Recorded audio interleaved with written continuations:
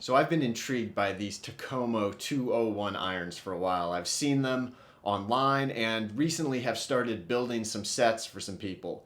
And so I am really excited about these next two videos we're going to be doing because we're going to be building and reviewing a custom set of Takomo 201 irons.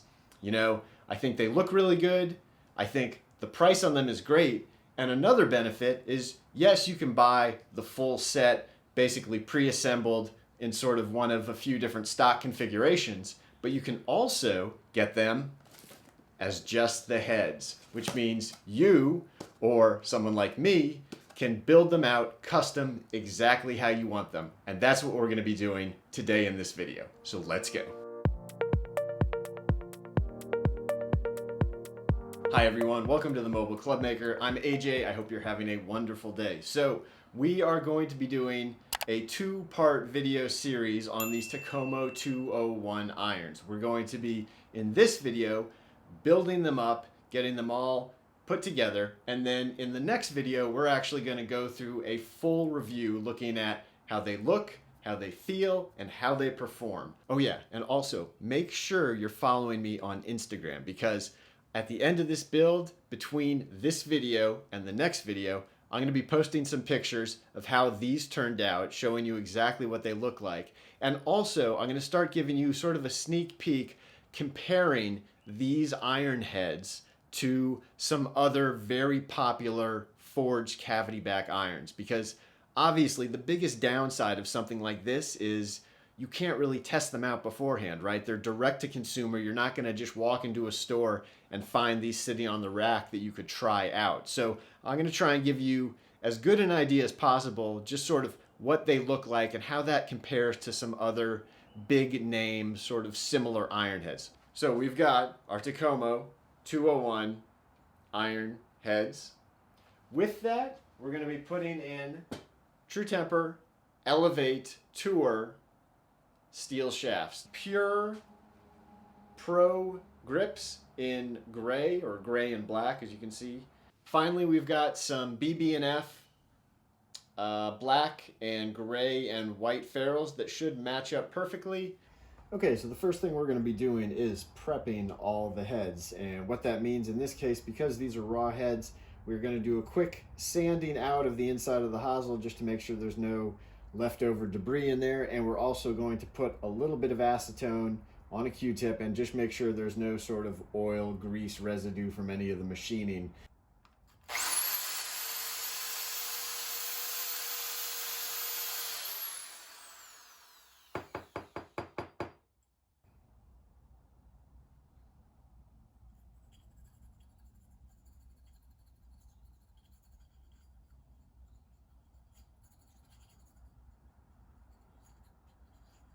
As you can see, there was definitely a little bit of residue in there still, so.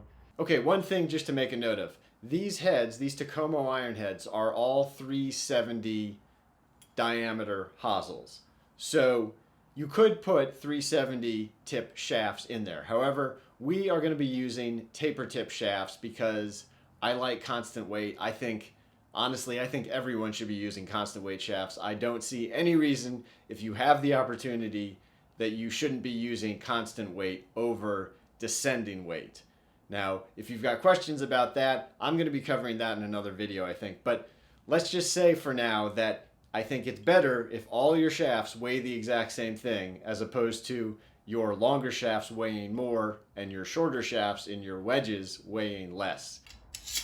Okay, we're going to put it together like that.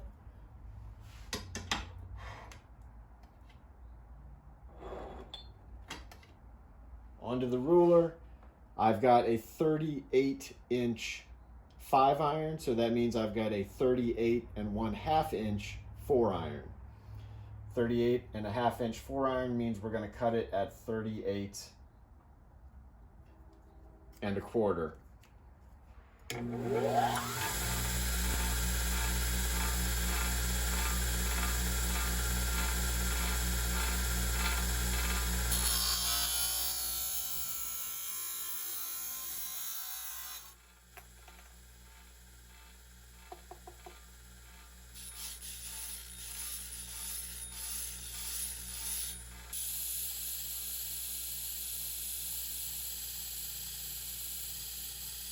Okay, I've already swing weighted the rest of the set, but I'm just going to show you how I did it with one of these. Again, we had all the head weights already because they printed them on there, so we have a pretty good idea what we're dealing with. I also went and weighed every one of these grips just on my basic gram scale. Put a little piece of tape with the weights on all of them. Basically, they all came in within 1 gram, but most of them being 47, a couple were a little bit lighter, 46, and one was just a touch heavier at 49. So the lighter weight grips I'm going to save for the longer irons, the 4 and the 5, and the heavy grip I'm going to save and use on the pitching wedge. The rest of them all being 47 we can use wherever. But so when we are weighing and we are figuring out the swing weight on this 4 iron, I want to make sure I use one of my lighter weight 46 gram grips. Okay? All right, so let's get a swing weight. Again, there are different ways to do this. I like to just rubber band the grip onto the end of the shaft, just sticking a little bit over the end to replicate how it's going to actually sit on the shaft, because the butt end of the grip is going to sit a little bit above the end of the shaft. Just put the head on, rest it in the swing weight scale, again, with a little bit of space there to sort of represent or replicate how the shaft is actually going to sit once that grip is on there, taking up a little bit extra space. And at this point, we'll go ahead and weigh it, see what we get. And it looks like in this, the 4, the 6, the 7, and the 9 are each going to get one of these 6 gram weights, and the other clubs are each going to get one of these 4 gram weights. We've also, again, we already have pulled out our little brass shims. Let me just show you again, just like we would be prepping the tip of the shaft, getting it a little bit roughed up so you have a better surface for the epoxy. We're going to do the same thing with the shim. So I like to just sort of sand the inside with my sanding bit on my drill. Just kind of pinch it and just rough up the outside a little bit with my sanding belt.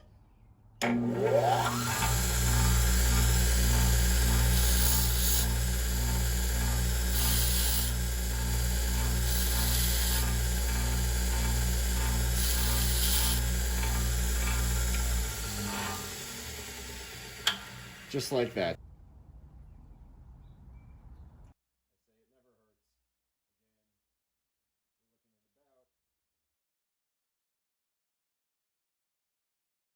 We've got the 9 iron head here. We're going to put a little bit of epoxy down inside the hosel. Again, just enough to coat it. Don't overdo it. We do not want to fill up the entire hosel with epoxy. That is too much. We're going to get the 9 iron shaft. Put just a couple brushes of epoxy up here on the tip, and also just sort of stick this down inside here. Get a little bit of epoxy on the inside since we've got these weights we're going to be putting on. One of the ferrules, slide that up over here. Just move it just past, or just to basically more or less where it's going to sit on there if it slides on easily. You want to make sure you have enough space that the little arms or the little legs of the brass shim are going to fit and not get stuck up against the ferrule when you go to put everything together. The 9 iron was C9 to start with, so we're going to have a 6 gram weight. That goes right there. Now we're going to do a little bit more epoxy. Again, just coating the surfaces very lightly.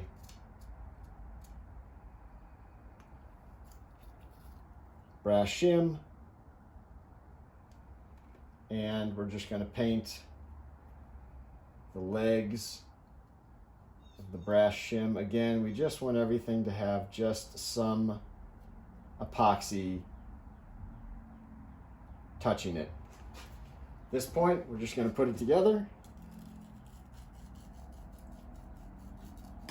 Just like that. We're going to rotate the shaft, tap it down a couple times, make sure it's fully set.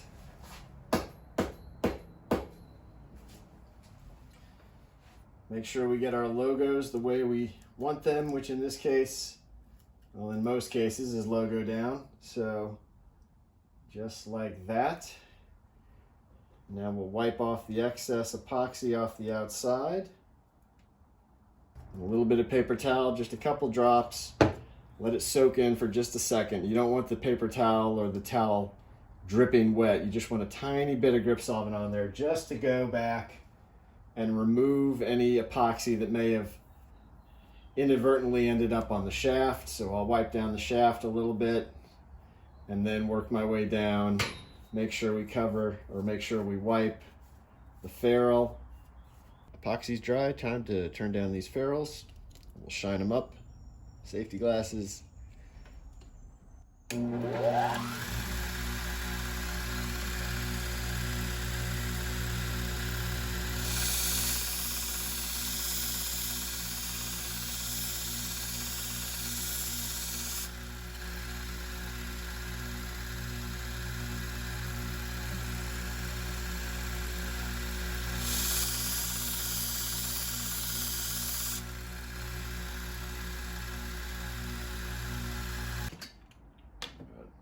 Acetone, glove, a little bit of paper towel. Again, you want to use a paper towel that doesn't have much of any texture to it, because those can leave little lines and striations in the ferrule. So you want something very smooth and something that's just not going to leave any lines. So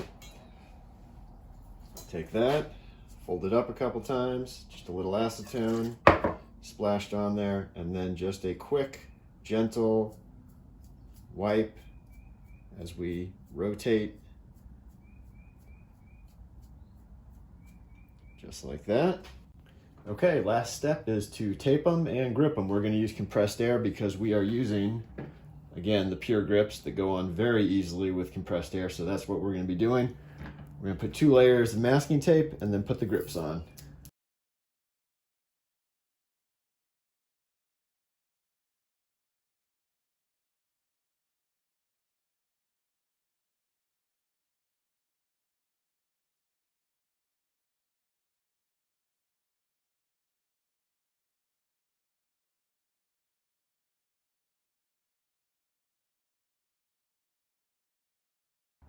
We've got these grips are going to be installed logo down. So when I'm installing grips logo down, especially if there's no sort of alignment or any notches or any lines or anything on the upside down section of it, I like to install them so I can see and make sure that I put this on straight and it's not twisted one way or the other. So for that reason, I put the head pointed down. I install the grip this way with the logo pointed up.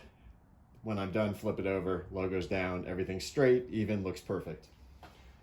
Okay, I got a little bit of solvent that we're gonna put on the end here just to help it over the tip. Again, these were all weighed, these grips. This is one of the mid irons, so, well, the 8 iron. So we're gonna use just one of the standard weights, get it started, just like that.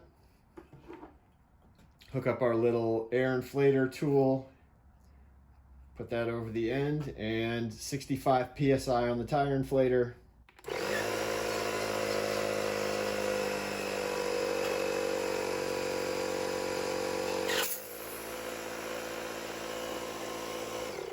And just like that. Again, you want to give it a little wiggle at the end. These grips, these pure grips, again, they are softer than your traditional grip, and the very butt end is a little bit softer, so it's going to have a touch more give to it than a Tour Velvet or a Lambkin Cross Line, or definitely a Wind Grip or something like that. So it'll have a tiny bit more give, but this is still, you can tell, it's all the way on there. It's fully seated.